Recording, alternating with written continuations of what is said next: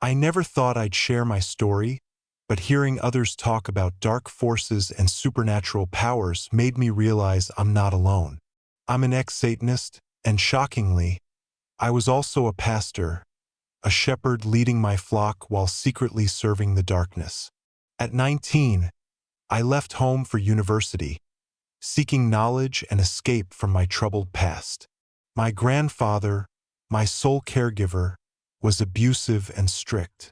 I vowed never to return, but now I see he wanted the best for me. Unfortunately, that realization came too late. As I began my journey, I was lost and vulnerable. Little did I know, I was about to embark on a path that would lead me deeper into darkness.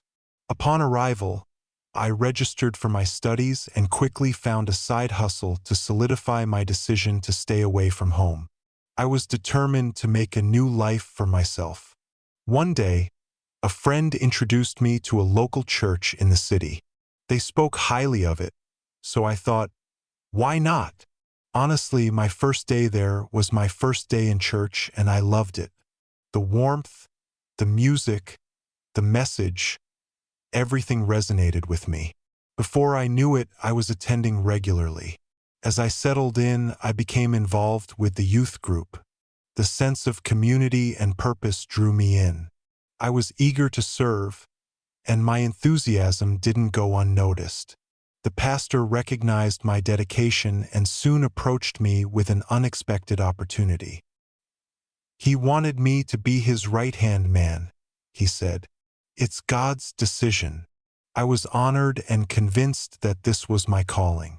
For years, I served tirelessly, even dropping out of university as the church became my sole focus. They covered my expenses and I was financially secure. I thought my life had finally settled, and my past was truly behind me. But as I continued to serve, I began to notice strange occurrences. Whenever the pastor was present, an intense, palpable force would take over the congregation. Some would cry, fall, or even run out of the service. It was as if an invisible power had consumed them. But when he wasn't around, nothing out of the ordinary happened. That man taught me the Bible, guided me spiritually, and earned my trust. Yet I started to feel deceived. My trust in him shattered, and I began questioning everything. I brushed it off, attributing it to my own doubts. After all, he was a man of prayer, often away at prayer mountains seeking guidance. His dedication to God was inspiring, and I couldn't question his integrity. Years passed, and my dedication didn't go unnoticed. One day, the pastor called me into his office, beaming with pride. "You deserve your own church," he said. "You're ready." I was overwhelmed with gratitude. "But before everything," he continued, "you must meet our bishop. He'll anoint you, and you'll be officially recognized as a pastor." I had never heard of this bishop, but the excitement of the news blinded me to any concerns. We agreed on a date, and I left with him. He mentioned a 40-day, 40-night fasting period, and I was eager to join. Upon arrival, I was surprised to find a group of men and women in a dimly lit red room. The power I felt was 10 times stronger than what I experienced with the pastor. We prayed in tongues, following the bishop's lead. No one dared question the absence of Jesus Christ in our prayers, and honestly, it didn't bother me then. On the last day, raw meat was brought to our room. "Eat like lions," the bishop commanded. "Roar and take over the world." Everyone devoured the meat, and I did too, unaware of its true significance. Later, I discovered the horrific truth. We were consuming human flesh, specifically male genitalia. I was instructed to open a church, given a name, and told to continue the raw meat ritual. The church flourished, but my first taste of raw beef triggered a vision and voice that revealed the dark truth.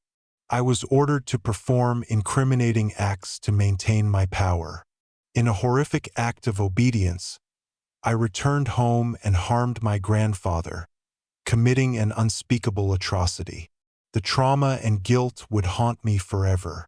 From there, I started taking members from the church, luring them into the darkness. For years, I served the evil forces, trapped in a cycle of horror and deceit. But it's safe to say that I'm now saved.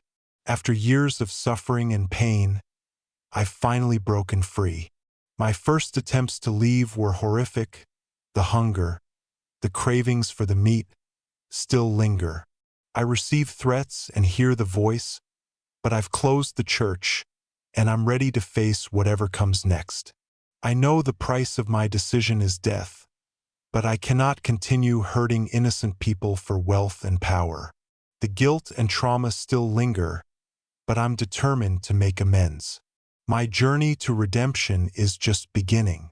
I'm seeking help, counseling, and support to overcome the darkness that consumed me. It's a long, difficult path, but I'm committed to reclaiming my soul. I want to warn others about the dangers of satanic cults and the devastating consequences of their actions. I hope my story can serve as a cautionary tale, preventing others from falling prey to the same darkness. If you're trapped in a similar situation or struggling with the aftermath, know that there's hope. Seek help, hold on to your faith, and don't give up. Hold your Bible, read it every day, and find solace in its words. I'll do the same, knowing that I've made the right decision. No amount of wealth or power is worth losing my humanity and soul. I'm ready to face judgment and consequences, knowing that I've finally found the courage to stand against evil. The darkness may still linger, but I won't let it consume me. I'll rise above, seeking forgiveness and redemption.